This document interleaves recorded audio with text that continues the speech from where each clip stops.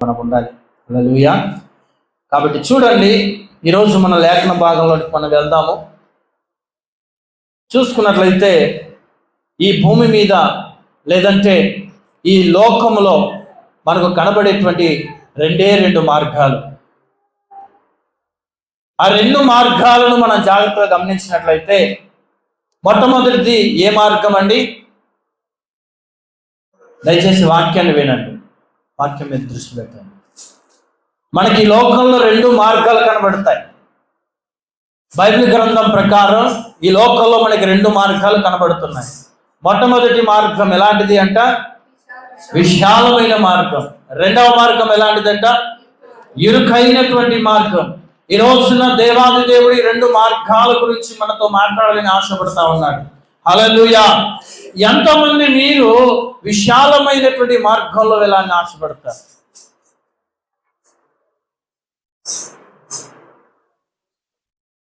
ఎంతమంది విశాలమైన మార్గంలో వెళ్ళాలని ఆశపడతారు?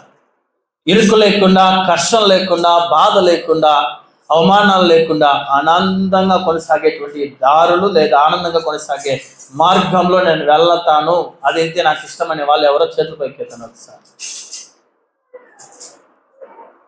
సరే, ఇరుకైన మార్గంలో నేను ప్రవేశిస్తాను, కష్టాన్ని అనుభవిస్తా, అవమానాన్ని అనుభవిస్తా, నిందలను అనుభవిస్తా, క్రీస్తు కొరకు కలిగినటువంటి నింద, అవమానం గొప్ప భాగ్యం అని ఎంచుకుంటా, ఈ ఇరుకైన మార్గంలోనే నేను నడుస్తా అనేటువంటి వాళ్ళ చేతులు పైకెత్తాను.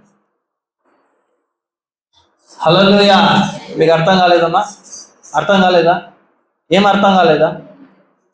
క్రీస్తు కొరకు ఏ నిందనైనా నేను అనుభవిస్తాను, ఇరుకైన మార్గమైనా సరే, అవమానం ఎదుర్కోవాల్సిన పరిస్థితి వచ్చినా సరే, నేను ఇరుకు మార్గంలో నేను నడుస్తా అనేవాళ్ళు చేతులు పైకెత్తండి అన్నాను.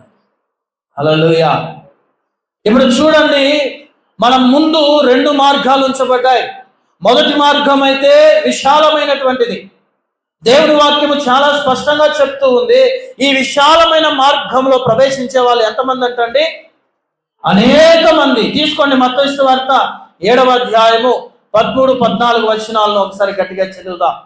మత్తయి సువార్త 7వ అధ్యాయము 13-14 వచనాలు.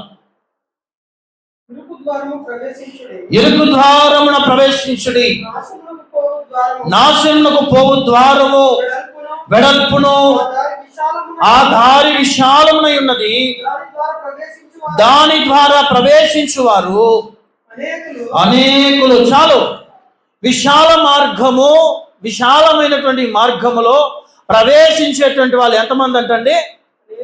అనేక మంది ఉన్నారు, గుంపులు గుంపులుగా ఉన్నారు.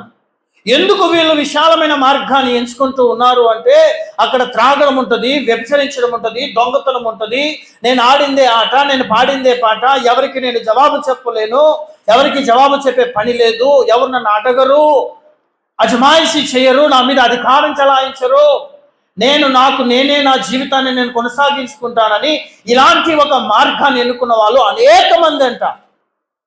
సంఘానికి వస్తూ ఉన్నప్పటికీ తాగే అలవాటు, సంఘానికి వస్తున్నప్పటికీ మార్పు లేని జీవితం, సంఘాలకు వస్తున్నప్పటికీ కూడా వ్యభిచరించడం, సంఘాలకు వస్తున్నప్పటికీ కూడా దొంగతనం చేయటం, సంఘానికి వస్తున్నప్పటికీ కూడా మోసపూరితమైన జీవితాన్ని జీవించటం, ఇలాంటివన్నీ కూడా ఎలాంటి దానితో ఏ మార్గముకు సంబంధించిందో తెలుసా?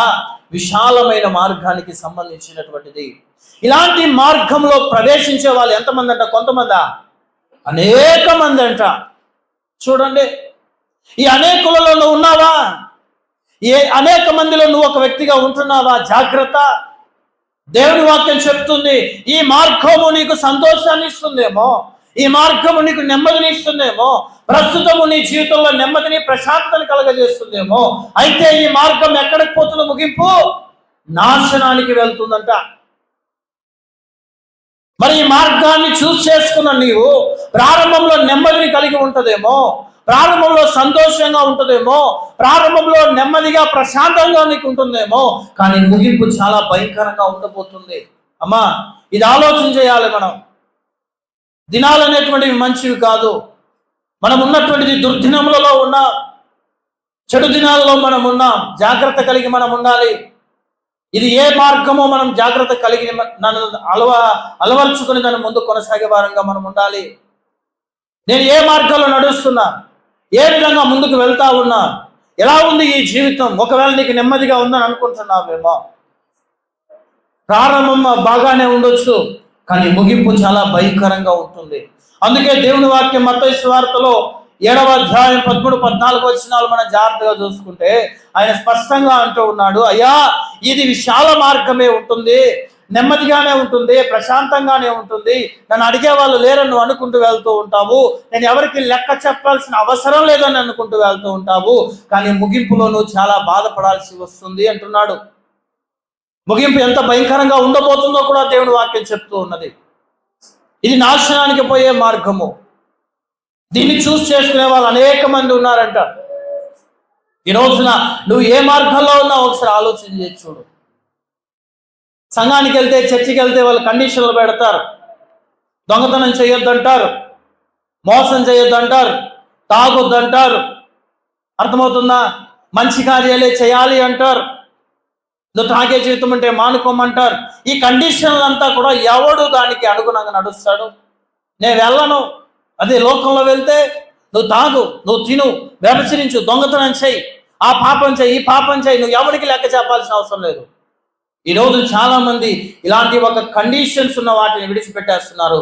లిమిట్స్ లేకుండా, కండిషన్స్ లేకుండా జీవించేటువంటి జలసా జీవితాన్ని చాలా మంది చూస్ చేసుకుంటూ వస్తూ ఉన్నారు.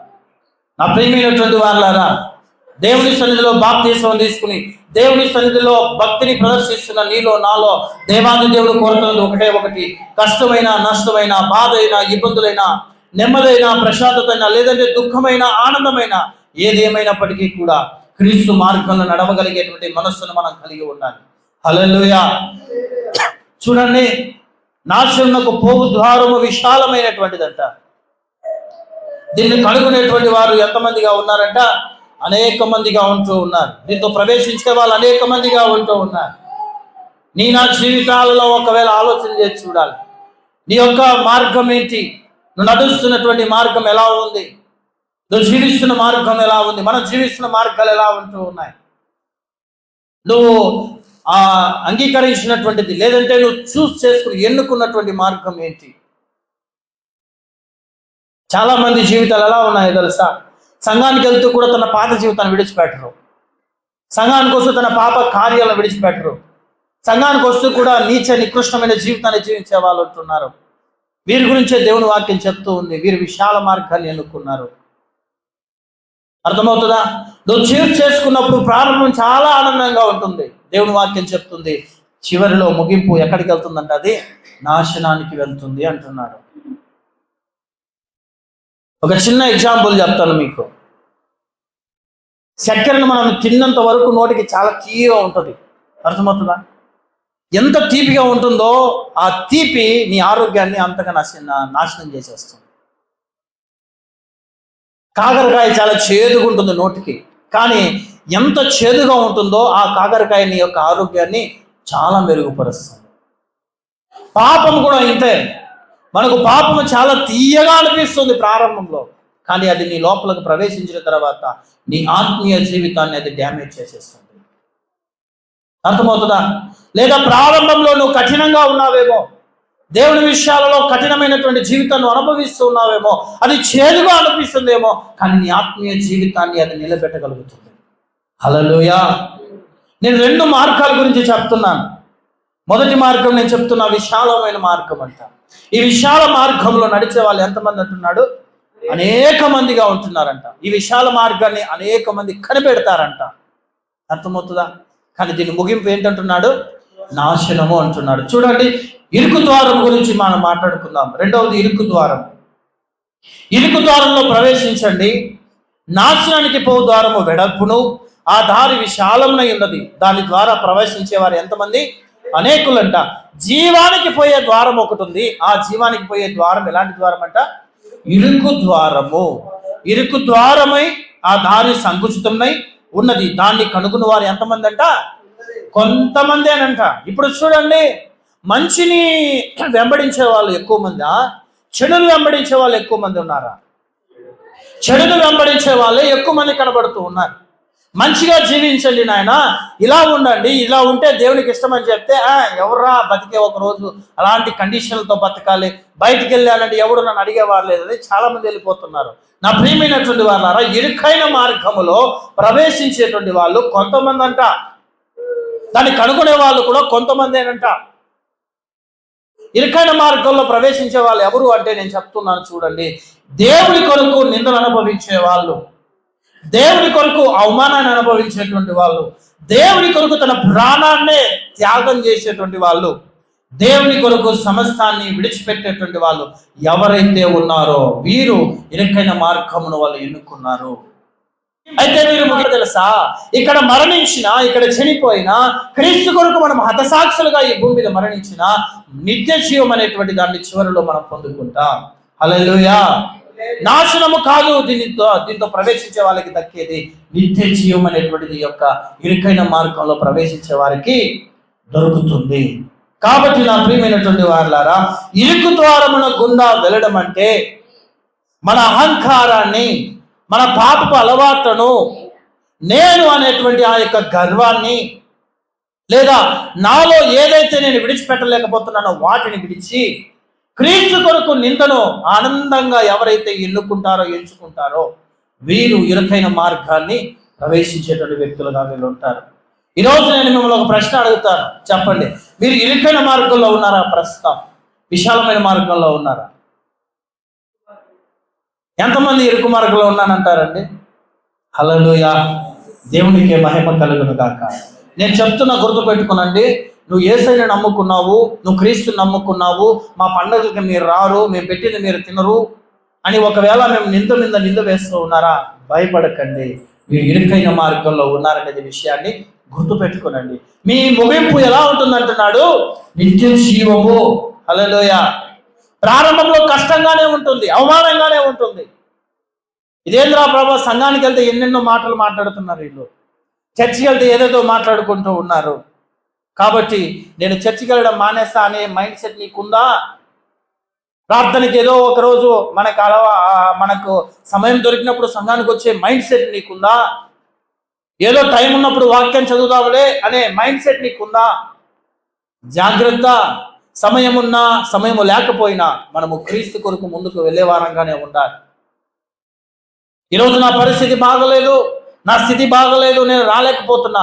రేపు నీ చేతిలో డబ్బులు ఉన్నప్పుడు, రేపు నువ్వు బాగుండేటప్పుడు నేను అప్పుడు మందిరానికి వచ్చి దేవుని సాక్ష్యం చెప్తా, ప్రార్థన చేస్తా అంటే నెవర్. దీనిని కాదు దేవుడు మన దగ్గర నుంచి ఆశిస్తూ ఉన్నది. నీ దగ్గర ఏమున్నా లేకపోయినా క్రీస్తు కొరకు ఒక నమ్మకమైనటువంటి వాడిగా మనం ముందుకు రావాలి. ఇరుకు మార్గంలో ప్రవేశించే వారంగా మనం ఉండాలి.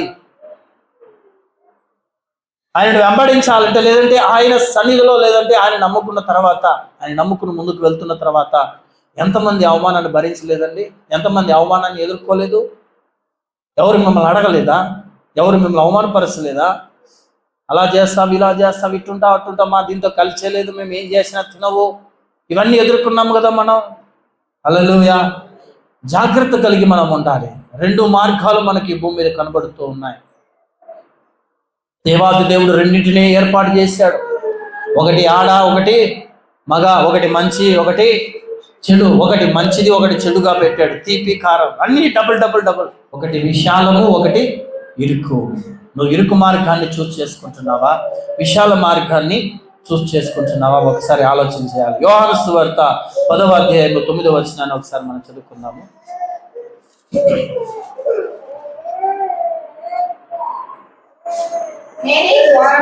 నేనే ద్వారము, నా ద్వారా ఎవడైనా లోపల ప్రవేశించిన ఎడల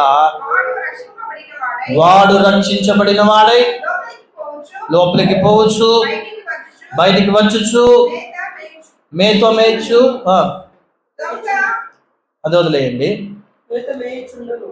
సార్ ఇక్కడ అంటూ ఉన్నాడండి, ఇరుకు ద్వారము, లేదంటే మన మార్గము, మన ద్వారం ఎవరు అంటే యేసుక్రీస్తే మన ద్వారం. హల్లెలూయా.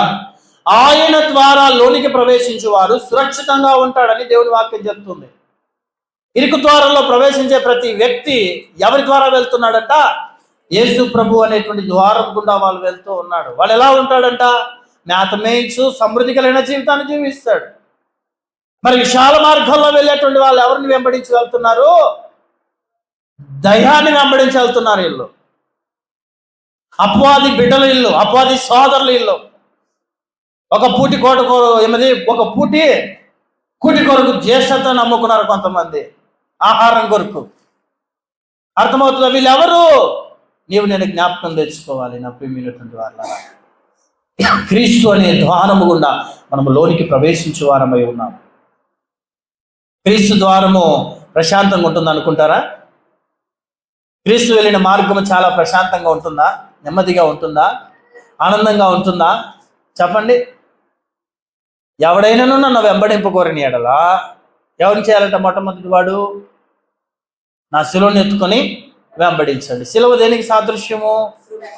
శ్రమలకు సాదృశ్యం. ఎంతమంది శ్రమలు పడుతూ ఉన్నారు క్రీస్తు వలె? మనం సంఘానికి వచ్చిన తర్వాత నెమ్మది లేకపోతే, ఆ చర్చికి వెళ్ళిన తర్వాత నాకు నెమ్మదే లేదు, పాస్టర్ గారు ప్రార్థన చేసి ఏ కార్యం జరగటం లేదు, చర్చికి పోయినా నా జీవితం అంతంతే ఉంది, నా కష్టం తీరలే, నా అప్పలు తొలగలే, పక్కింటి ఆమె నా మీద నిందల మీద నిందలు వేస్తుంది, ఆమె నోరును మూసలే.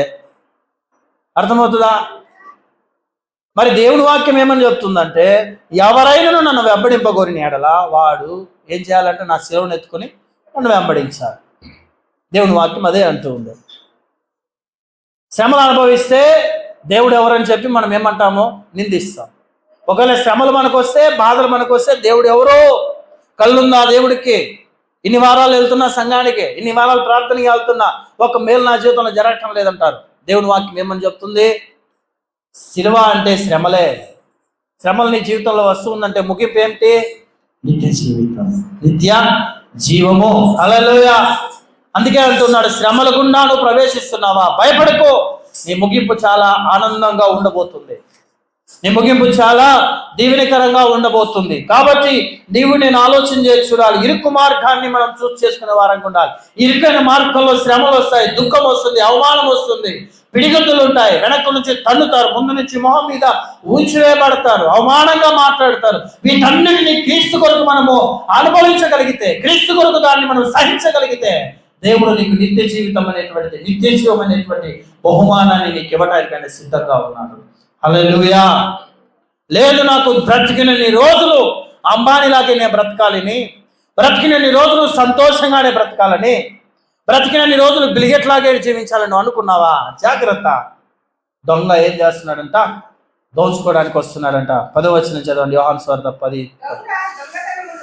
దొంగతనమును, హత్యను, నాశనమును చేయటకు వచ్చును, కానీ మరి దేనికి వాడు రాడు. హల్లెలూయా.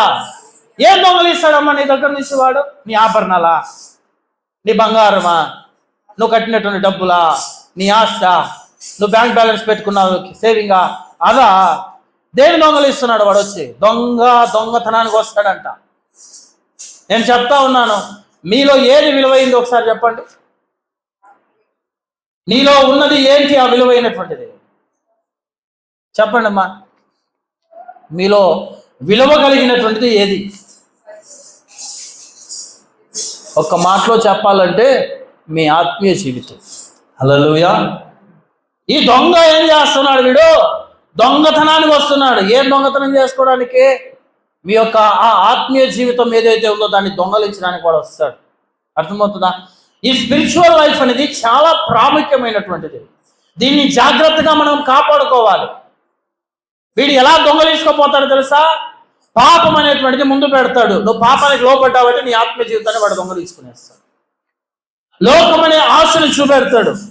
నీ ఆత్మీయ జీవితంలో నువ్వు బలపడకుండా లోకాన్ని చూసుకుంటూ ఉన్నావంటే నీ ఆత్మీయ జీవితాన్ని దొంగలించేస్తాడు. అర్థమవుతుందా? దేవుడి వాక్యం మనకు చెప్తున్నది ఏంటంటే, దొంగతనమునకును హత్య చేయటానికి వస్తాడంట వీడు. అర్థమవుతుందా? కాబట్టి మనము జాగ్రత్తను కలిగిన వారంగా లేకపోతే, మెలకువ కలిగిన వారంగా లేకపోతే, మన ఆత్మీయ జీవితం అనేటువంటిది దొంగతనంగా దోచబడిపోతుంది. ఈ ఆత్మీయ జీవితం అనేది దొంగల పాలైపోతుంది. ఆ దొంగ ఎవడో కాదు, నీ శత్రువైన అపవాదిగాడు. ఈరోజు చూడండి, నువ్వు దేవుని చూసి నడుస్తున్నావా? లోకాన్ని చూసి నడుస్తున్నావా? దేవుని చూసి నడుస్తున్నావా? అపవాదిగాన్ని చూసి నడుస్తున్నావా? ఒకవేళ నువ్వు అపాధిగాన్ని చూసి నడుస్తూ ముందుకు వెళ్తూ ఉన్నట్లయితే ప్రస్తుతం నీ జీవితం సంతోషంగా ఉండొచ్చు, కానీ ముగింపు చాలా భయంకరంగా ఉండబోతుంది. క్రీస్తును చూసి నడుస్తూ ఉన్నట్లయితే ప్రస్తుతం నీ జీవితం కష్టంగా ఉండొచ్చు, కానీ ముగింపు ఎలా ఉంటుందంట? సమాధానంగా ఉంటుంది. హల్లెలూయా. మొదట నువ్వు దేన్నైతే శ్రమను అనుభవిస్తున్నావో ముగింపులో ఆనందాన్ని నువ్వు అనుభవించగలుగుతావు, చూడగలుగుతావు. మొదట ఏదైతే సంతోషాన్ని కలిగిస్తూ ఉందో చివరిలో దుఃఖమే నీకు మిగిల్చబడుతుంది. జాగ్రత్త కలిగిన వారంగా మనం ఉండాలి. ఒక పాట ఒక దైవజనుడు పాడాడు, ఏంటో తెలుసా? 2 దారులు, ఏ దారి కావాలి మానవా? ఒకటి పరలోకము, ఒకటి పాతాళం అంట. ఒకటి పరలోకం, ఇంకోటి పాతాళం, ఏ దారి కావాల మానవా? హల్లెలూయా. క్రీస్తు మార్గంలో ప్రవేశించడం అంటే ఏదో వచ్చినామా, ప్రార్థన చేసుకున్నామా, 2 చప్పట్లు తట్టామా, పాటలు పడేసామా, వెళ్ళిపోయామా? జీవితం ఇలాగే ఉండదమ్మా. దినాలు ఇలాగే ఉండవు, ఎప్పటికీ ఒకేలాగా ఉండదు. దినాలు మారుతాయి. చర్చికి వెళ్ళారంటే మిమ్మల్ని సంపదమైన దినాలు వస్తాయి, ఆల్రెడీ వస్తూ ఉన్నాయి. జాగ్రత్త కలిగి మనం లేకపోతే, మెలకు కలిగి మనం లేకపోతే, క్రీస్తు కొరకు నిందను అనుభవించడానికి మనం ఇష్టపడకపోతే, నువ్వు ఇన్ని సంవత్సరాలు చేసిన భక్తి వ్యర్థమే, ఇన్ని సంవత్సరాలు నువ్వు వేసిన వేషము వ్యర్థమే. నిజమైన భక్తిని ప్రదర్శించే వ్యక్తుల కొరకే దేవుడు చూస్తున్నట్టే తప్ప నామకార్థమైన భక్తిని ప్రదర్శించే వ్యక్తుల కొరకు దేవుడు ఆశ పడటంలే. వాడు కూడా ఉన్నాడు, వారి కొరకు ఆశపడేవాడు వాడే అపవాదైన సాతానుగాడు. ఈరోజంట అపవాదిగాడు సంబరపడిపోతుంటాడంట. ఎందుకో తెలుసా? నా అకౌంట్లో ఎక్కువ బ్యాలెన్స్ వచ్చేస్తా ఉంది అని. అర్థమవుతుందా? ఏం బ్యాలెన్స్ వస్తుంది నీ అకౌంట్లో ఎక్కువ అంటే? అవును, పాపాల చిట్టా ఎక్కువ పెరిగిపోతా ఉంది లోకంలో. చిన్నపిల్లలు, పెద్దవాళ్ళు వాయు వరుస లేకుండా భయంకరమైన పాపాలు కొనసాగించే వాళ్ళ లోకంలో చాలా మంది ఉన్నారు. అందుకే దేవుని వాక్యం చెప్తుంది, నా ప్రియమైనటువంటి వాళ్ళారా, ఇరుకు ద్వారాన ప్రవేశించే వాళ్ళు కొద్ది మందికి ఉన్నారు. విశాలమైన మార్గంలో ప్రవేశించే వాళ్ళు ఎంతమంది అంటున్నాడు? అనేక మంది ఉన్నారు. ఈ అనేక మందిని బట్టి వీడు సంతోషపడుతున్నాడు. కానీ ఒక్క మాట గుర్తుపెట్టుకునండి, ఒకే ఒక్క బలహీనుడు మోకరించి చేసే ప్రార్థన అంట సాతాను గాని గడగడ వణికిస్తుంది. హల్లెలూయా. ఒక బలహీనుడు చేసే ప్రార్థన నీ మీద నీ మీద అధికారం చలాయించే అపవాది గారిని ఏం చేస్తుందంటే గడగడ వణికిస్తుందంట. నువ్వు బలహీనుడిగా ఉండొచ్చు, కానీ క్రీస్తులో నువ్వు బలవంతుడిగా ఉన్నావు. చేతకాని వ్యక్తిగా ఉండొచ్చు, కానీ దేవుని చేతిలో అద్భుతమైనటువంటి పనివాడిగా నువ్వు ఉన్నావు. ఉపయోగపడే ఒక పనిముట్టుగా నువ్వు ఉన్నావు. లోకం దృష్టికి మనం వెర్రివాళ్ళంగా ఉండొచ్చు, కానీ దేవుని దృష్టికి బహు జ్ఞానవంతులుగా మనం ఉన్నాం. ఇది మనం గుర్తుపెట్టుకోవాలి. లోకం ఈరోజు నిన్ను చూసి ఏ విధంగా మాట్లాడుతుందో దానికి వ్యతిరేకంగా దేవాదేవుడు మన జీవితాన్ని మార్చగలిగే వాడిగా ఉన్నాడు. హల్లెలూయా. కాబట్టి నీ ముందు 2 దారులు ఉంచుతున్నాడు దేవుడు ఈ రోజున. ఏ దారిని ఎన్నుకుంటున్నావు? ఏ దారిని ఎన్నుకోవాలని ఆశపడుతూ ఉన్నావు? లేదా ఏ దారిలో వెళ్ళాలని నిర్ణయించుకున్నావు? లేదా ప్రస్తుతం నడుస్తున్నటువంటి దారి ఏ దారి? నువ్వు నడుస్తున్న మార్గం ఏ మార్గం? ఆలోచన చేసి చూడు. లోకంలో చాలా మంది ఉన్నారు, కొంతమంది దేవుని నమ్ముకున్న వాళ్ళు ఉన్నారు. లోకంలో చాలా మంది ఉంటున్నారు, కానీ కొంతమంది దేవుని మందిరానికి వచ్చే వాళ్ళు ఉంటూ ఉన్నారు. ఎక్కడైనా చూడండి, పనికి మాలినటువంటి పనులు చేయాలంటే, పనికి మాలిన కార్యాలు చేయాలంటే గుంపులుగా కూడిపోతారు చాలా మంది. ఏదైనా ఒక మంచి కార్యం చేద్దాం రండ్రా నాయన అని చెప్పేసి అంటే 2 లేదా 3 ముందు వస్తారు. దీన్ని బట్టి మనం తెలుసుకోవాలి, ఈ లోకము దేనికి ఎక్కువ ప్రియారిటీ ఇస్తుంది? విశాలమైనటువంటి పాప కార్యాలకి ప్రియారిటీ ఇస్తుందే తప్ప మంచి కార్యాలకు ప్రియారిటీ అనేటువంటి లోకము ఇయ్యలేకపోతా ఉన్నది. కాబట్టి ఆలోచన చేసి చూడండి నా ప్రియమైనటువంటి వాళ్ళారా, ఇక్కడ కూడి వచ్చిన మనందరికీ దేవుడు ఒక ప్రశ్న వేస్తూ ఉన్నాడు. ఇవి నాకు కూడా, మనము అందరము కూడా ఏ దారిని ఎన్నుకుంటున్నాం? నేను అంటూ ఉన్నా, ఇరుకైన మార్గాన్ని నేను ఎన్నుకున్నాను, ఇరుకైన మార్గంలో నేను నడుస్తున్నాను. ఒకవేళ నువ్వు అనుకుంటూ ఉంటే, ఇందాక చాలా మంది చేతులు ఎత్తారు, మీకే చెప్తా ఉన్నా, మీరు ఇరుకైన మార్గాన్ని ఎన్నుకున్నాను అనుకుంటూ ఉంటే ప్రతి వారము సంఘంలో కనబడతారు, ప్రతి వారము భక్తిని ప్రదర్శిస్తారు, ప్రతి వారము నమ్మకంగా దేవుని సంఘం ముందుకు వెళ్తారు, ప్రతి వారము అలా ఇలా తిరగరు, ప్రతి వారం ప్రార్థనలో వచ్చి నిలబడిన తర్వాత ముగింపు అయ్యే వరకు బయట వెళ్తారు. వీళ్ళే నేను ఇరుకైన మార్గంలో నడిచే వాళ్ళుగా నేను అంటా ఉన్నాను. విశాలమైన మార్గంలో నడిచే వాళ్ళు ఎవరు? వచ్చి కూర్చున్న తర్వాత 10 సార్లు బయటికి లోపలికి. అపవాదిగాడు మీలో క్రియ జరిగిస్తాడు. మీరు ప్రార్థనలో సరిగా ఉండకుండా, ఆరాధనలో సరిగా ఉండకుండా, వాక్యాన్ని సరిగా వినలేకుండా, ఆత్మీయంగా నువ్వు ఎదగలేకుండా అపవాదిగాడు నేను ఏం చేస్తాడు, అలా ఇలా తీసుకుని బొమ్మలాగా ఆడిస్తూ ఉంటాడు. నువ్వు వెళ్ళి రావటం వలన లేదా తిరుగుతుండటం వలన, కళ్ళు తెరిచి చూడటం వలన ప్రార్థనలో ఏమైపోద్ది, ఇబ్బంది ఏర్పడిపోద్ది, ఆటంకం అయిపోతుంది. ఇది అపవాదిగాడు చేస్తున్నటువంటి కార్యం. విశాల మార్గాన్ని ఎన్నుకునే వాళ్ళు సంఘానికి రారు, గుర్తుపెట్టుకోండి. ఏదో వాడికి పొద్దు పొడిచినప్పుడు లేదా ఇష్టం వచ్చినప్పుడు సంఘానికి వస్తాడు.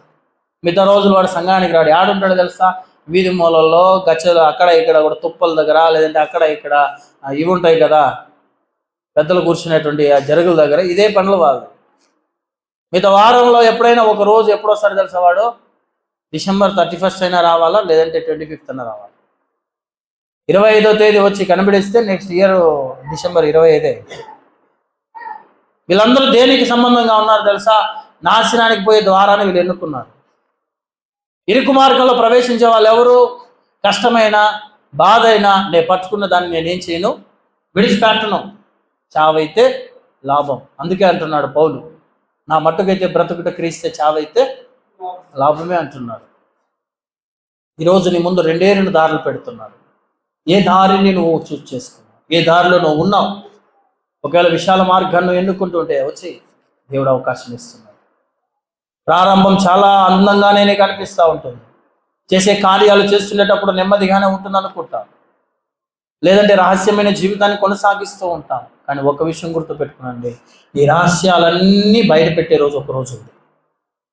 అందుకే అంటున్నాడు, ఈ దేహమందు జరిగించే కార్యాలు, నరుడా యవనుడా, సుఖించు దుఃఖించు, నువ్వు ఏమేమి చేయాలో చెయ్యి, ఇలా జీవించాలనుకుంటావో జీవించు. కానీ చివరిలో ఆయన ఒక మాట అంటున్నాడు, కానీ తీర్పు దినమందు నువ్వేం చేయాలంటున్నాడు, దేహమందు జరిగించిన కార్యాలు మంచివైనను చెడ్డవైనను ఒక రోజున నువ్వేం చేయాలి, లెక్క చెప్పాలి. దేవుడు నీకు చేతులు ఇచ్చాడంటే 24 గంటల సేపు కష్టపడి ఈ చేతులతో నీ జీవితాన్ని నువ్వు సుఖ చేసుకోవడానికి కాదు. ఈ చేతులకు, ఈ కళ్ళకు, నీ హృదయానికి, నీ నోటికి, నీ మాటకి, ప్రతి వాటికి దేవాదేవుడు ఏమడుగుతాడమ్మా, లెక్క ఖచ్చితంగా అడుగుతాడు. నన్ను అడుగుతాడు, నిన్ను అడుగుతాడు, మనందరినీ అడుగుతాడు.